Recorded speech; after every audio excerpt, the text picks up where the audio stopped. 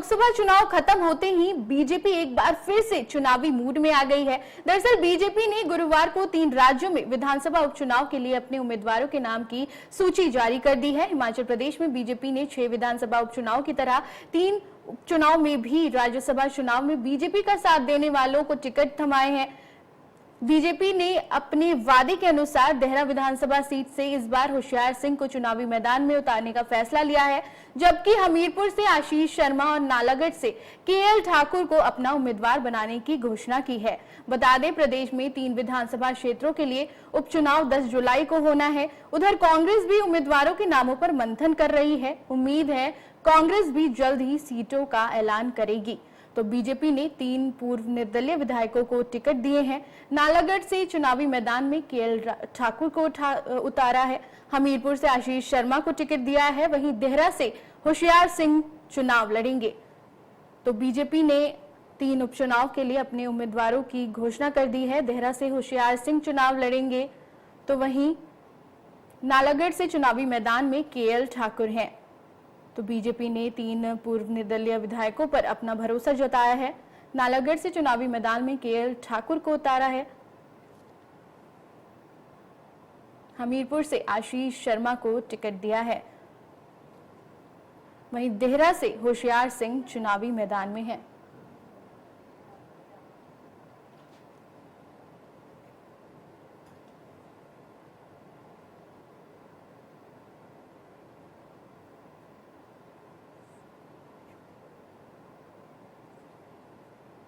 तो इस खबर पर ज्यादा जानकारी के लिए हमारे संवाददाता कामेश्वर शर्मा हमारे साथ जुड़ गए हैं। तो कामेश्वर, बीजेपी ने 3 पूर्व निर्दलीय विधायकों पर अपना भरोसा जताया है, तो क्या लगता है बीजेपी के भरोसे पर ये पूर्व निर्दलीय विधायक खरे उतरेंगे? जो निर्दलीय अगर सबसे पहले अगर हम बात करें जो राज्यसभा जो चुनाव हुए थे उस दौरान उन्होंने जो पूरा समर्थन यानी कि 6 जो बागी विधायक थे उनको भी टिकट दिया था, और वहीं अब जो निर्दलीय विधायक है इन्होंने जो उस दौरान जो वोट डाला था, ऐसे में कहना तो कहीं जो भाजपा ने इनके ऊपर भरोसा जताया है। और अगर हम देखते हैं चाहे देहरा विधानसभा क्षेत्र की बात करें तो होशियार सिंह 2 बार जीते हैं और दोनों बार वो निर्दलीय जीते हैं। पहले उन्होंने भाजपा से टिकट की इच्छा जताई थी, लेकिन उस दौरान भी उनको नहीं मिली थी। 2012 की बात करें या फिर अन्य बात करें तो उसके बाद उन्होंने निर्दलीय लिया। वहीं अगर हम आशीष की बात करें तो आशीष का भी अगर हम बैकग्राउंड देखते हैं तो उनकी जो विचारधारा थी पहले सिर्फ भाजपा के फेवर में थी। उन्होंने सबसे पहले भाजपा की तरफ से टिकट मांगा, फिर उन्हें नहीं दिया, फिर उन्होंने कांग्रेस ज्वाइन की। कांग्रेस से भी उनको जब दाल नहीं गली तो उन्होंने इंडिपेंडेंट चुनाव लड़ा और आखिरकार उन्होंने इंडिपेंडेंट चुनाव जीता। तो अब जिस तरीके से उन्होंने अब जो राज्यसभा में जो क्रॉस वोटिंग के बाद उसके बाद अब इनके ऊपर भरोसा जताया है। जो बागी थे जो 6 विधायक थे उनमें से 2 पिछली बार अब जीत चुके। जो बड़सा की बात करें तो इंद्रधर नकरपाल 4थी बार जीते।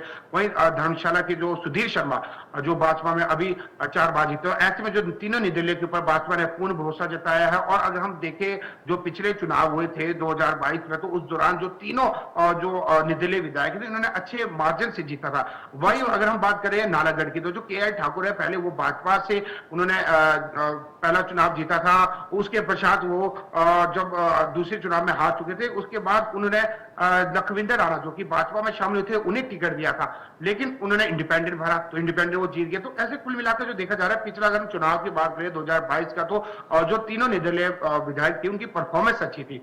जी तो कामेश्वर, उपचुनाव में 6 सीटों पर बीजेपी ने जो बागी विधायक थे कांग्रेस के उन पर भरोसा जताया था, लेकिन उपचुनाव में बीजेपी का जो परफॉर्मेंस था वो काफी खराब रहा। तो क्या लगता है इन उपचुनाव में बीजेपी का परफॉर्मेंस वैसा तो नहीं रहने वाला?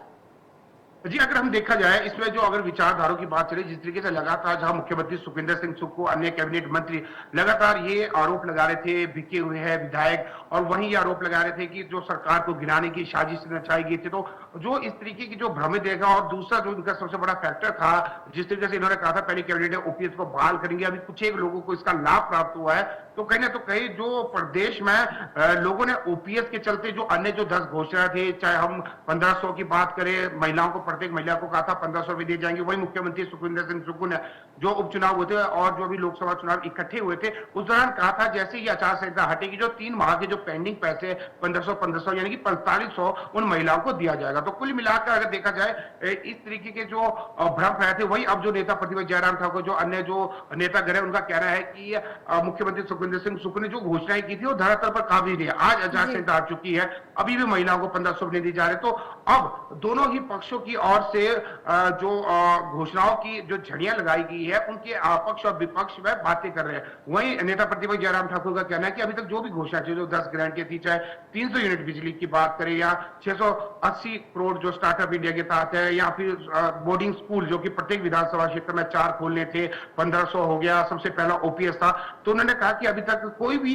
कार्य नहीं किया गया। वहीं अगर देखा जा रहा है कि प्रदेश में जो प्रभाव पड़ा था ओपीएस के मद्देनजर पड़ा था, वही अगर नेता प्रतिपक्ष जयराम ठाकुर का कहना है कि अब हारे नहीं है बल्कि जीते हैं। अगर देखा जाए जो चुनाव 2022 में हुआ था, जो भाजपा की जो विधायक थी उनकी संख्या 25 थी, अब 2 बढ़कर यानी 27 हो चुकी है, जिसमें बक्सर के विधायक इंद्रदत्त लखनपाल और धर्मशाला से जो विधायक है सुधीर शर्मा है। वहीं अगर लोकसभा की बात करें तो पिछली बार जो सांसद प्रतिभा सिंह थी उस दौरान, तो अब जो 3 सीटें से बढ़कर 4 हुई, यानी कि कुल मिलाकर देखा जा रहा है जो विधानसभा में भी भाजपा को बढ़त मिली है 2 सीटों की और लोकसभा में भी 1 सीटों की जो बढ़त मिली है। तो कुल मिलाकर जो नेता प्रतिपक्ष जयराम ठाकुर का कहना है कि हमारा जो ग्राफ है वो बढ़ा है, वोट प्रतिशत भी बढ़ा है। तो ऐसे में जो निर्दलीय विधायक है अब इनका जो चुनाव प्रचार है वो शुरू हो चुका है एक तरफ से, क्योंकि अब जो भाजपा ने टिकटों का ऐलान कर दिया है 3, जो अगर हम देखते हैं केएल ठाकुर नालागढ़ और देरा से होशियार सिंह और आशीष शर्मा।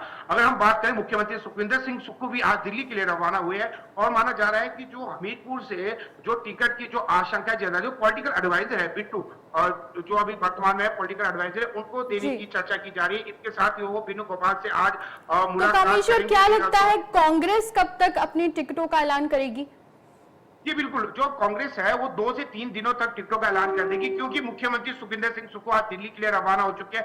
जो चर्चा है हमीरपुर से जो अभी चर्चा चल रही है, जो बिट्टू जो पॉलिटिकल एडवाइजर है उनको हमीरपुर से टिकट दी जा सकती है। उसके अतिरिक्त हम बात करें देरा विधानसभा क्षेत्र की, तो वहां से जो सुनील कश्यप है या कामगर चेयरमैन नरदेव कंवर और डीजीएम, कई नाम चर्चा में जा रहे हैं। लेकिन अगर हम सबसे पहले बात करें जो नालागढ़ से हरदीप, जो बाबा हरदीप जो कि पहले भी कामगर के चेयरमैन थे वीरभद्र सरकार के दौरान में, तो उनको टिकट देने की बात चल रही है।